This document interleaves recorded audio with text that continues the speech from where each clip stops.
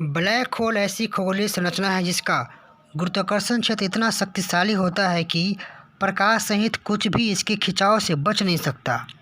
Black hole के चारों ओर एक सीमा होती है जिसे घटना क्षितिज कहा जाता है, जिसमें वस्तुएं गिर तो सकती है परंतु बाहर कुछ भी नहीं आ सकता। सैम बीबर यानी ब्लैक होल ब्रह्मांड की एक ऐसी अद्भुत संरचना है जो अपने आप में बहुत सारे रहस्यों को संजोए हुए हैं। आइए अंतरिक्ष वैज्ञानिकों के लिए निरंतर पहेली बने हुए ब्लैक होल के बारे में विस्तार से चर्चा करते हैं। ब्लैक होल के बारे में दुनिया के सामने सबसे पहले अपने विचार प्रकट करने वाले वैज्ञानिक थे professor John Michell. John Michell Cambridge university में एक अध्यापक थे। उन्होंने ब्लैक होल के बारे में अपने विचार सन 1783 में रखे थे। उनके पास सन 1796 में फ्रांस के एक वैज्ञानिक पेरे साइमन ने अपनी पुस्तक द सिस्टम ऑफ वर्ल्ड में ब्लैक होल के बारे में विस्तार से जिक्र किया। ब्लैक होल एक ऐसी संरचना है जिसका गुरुत्वाकर्षण बल इतना प्रबल होता है कि उसके पार रोशनी भी नहीं जा सकती और उसके गुरुत्वीय दायरे में आने वाली हर चीज़ को अपने अंदर निगल लेता है। सिर्फ इतना ही नहीं, जितना हम ब्लैक होल के नज़दीक जाते हैं काफ़ी प्रभाव कम हो जाता है और ब्लैक होल के अंदर तो समय का कोई अस्तित्व ही नहीं है। ब्लैक होल एक अत्यंत घनत्व और द्रव्यमान वाला पिंड होता है।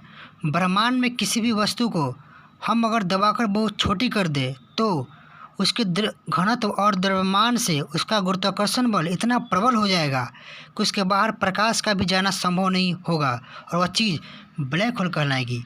यदि हमारी पृथ्वी घनत्व बहुत बढ़ जाए और संपूर्ण पृथ्वी को दबाकर 1.5 सेंटीमीटर कर दिए जाए तो एक ब्लैक होल हो जाएगी। और यदि पृथ्वी से 13 लाख गुना बड़े सूर्य को भी यदि दबाकर एक मटर के दाने के समान कर दिया जाए तो अभी एक ब्लैक होल हो जाएगा।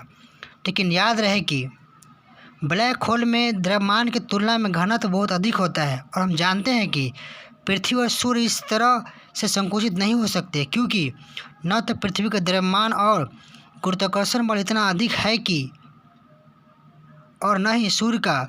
लेकिन हमारे सूर्य से करोड़ों गुना बड़ा कोई तारा हो जिसका द्रव्यमान और घनत्व अपार मात्रा में हो, उसमें मौजूद हो तो अपनी इन विशेषताओं से ब्लैक होल हो सकता है। अक्सर ब्लैक होल तारे के ही बनते हैं। ब्लैक होल के निर्माण को समझने से पहले हम तारों की रचना कैसे हुई ये समझते हैं। तारों का जन्म ब्रह्मांड की निहारिकाओं में उपस्थित धूल और गैस से बने बादलों से होता है। ब्रह्मांड में धूल और गैस से बने इन बादलों को निहारिका कहते हैं। निहारिका में हाइड्रोजन की मात्रा सबसे अधिक होती है और लगभग 25% तक हीलियम होता है और बहुत कम मात्रा में और कुछ और भारी तत्व भी होते हैं। जब धूल और गैस से बने इन बादलों में अर्थात निहारिका में घनत्व की वृद्धि होती है, उस समय बादल अपने गुरुत्व के कारण संकुचित होने लगते हैं और उसके अंदर का ताप इतना बढ़ जाता है कि हाइड्रोजन के नाभिक आपस में टकराने लगते हैं और हीलियम के नाभिक का निर्माण करते हैं और गति तथा संकुचन के कारण भी एकजुट होकर गोलाकार के समान आकार में परिवर्तित हो जाते हैं और इस प्रकार एक तारे का निर्माण होता है। लेकिन इन प्रक्रिया में कई करोड़ों साल भी लग जाते हैं। हमारे सूर्य का निर्माण भी ऐसा ही हुआ था। ताप नाभिकीय संलयन में निकली प्रचंड ऊर्जा से सितारों का गुरुत्वाकर्षण संतुलित रहता है। इसलिए जब तारों में मौजूद हाइड्रोजन खत्म हो जाती है तो धीरे धीरे ठंडा होने लगता है। अपने ही ईंधन को समाप्त कर चुके और सौर द्रव्यमान से 1.4 गुना द्रव्यमान वाले तारे जो अपने ही गुरुत्वाकर्षण के विरुद्ध स्वयं को संभाल नहीं पाते, तो ये तारे के अंदर एक विस्फोट होता है जिसे सुपरनोवा कहते हैं।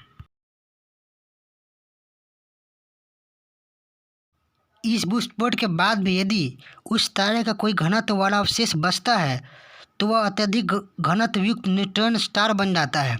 ऐसे तारों पर अपार गुरुत्वीय खिंचाव होने के कारण तारा संकुचित या कंप्रेस होने लगता है और अंत में तारा निश्चित क्रांतिक सीमा या क्रिस्टलीय लिमिट तक संकुचित हो जाता है और इस अपार असाधारण संकुचन के कारण उसका स्पेस और टाइम भी विकृत हो जाती है और अपने में ही स्पेस और टाइम का अस्तित्व मिट जाने के कारण वह अदृश्य हो जाता है और यही अदृश्य पिंड को जिसे हम ब्लैक होल कहते हैं।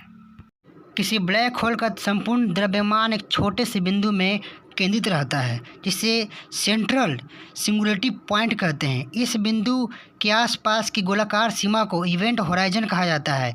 इस इवेंट होराइजन के बाहर प्रकाश या कोई भी वस्तु नहीं जा सकती है, जहाँ पर समय का कोई अस्तित्व नहीं है। आइंस्टीन की स्पेशल थ्योरी ऑफ रिलेटिविटी के अनुसार इस ब्लैक होल क्षितिज से दूर एक निश्चित सीमा पर खड़े निष्पेक्षक की घड़ी अत्यंत मंद और धीमी हो जाती है और वहाँ का समय बहुत धीमी गति से चलेगा।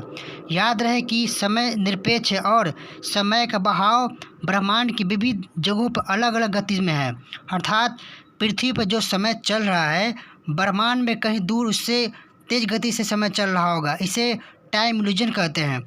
माने या ना माने, एक भौतिकविद की रोचक हकीकत है, ब्लैक होल के क्षितिज में आकर उसके अंदर गिरने वाली किसी भी वस्तु के अणु बिखर जाएंगे और वह धीरे धीरे अदृश्य हो जाएगी तथा ब्लैक होल के घनत्व में किसी अज्ञात स्थान पर चली जाएगी, जिसके बारे में अब तक भौतिक वैज्ञानिक कुछ भी नहीं जानते हैं। आपको वीडियो कैसा लगा? यदि अच्छा लगा तो लाइक, सब्सक्राइब और शेयर करते रहें। बहुत बहुत धन्यवाद।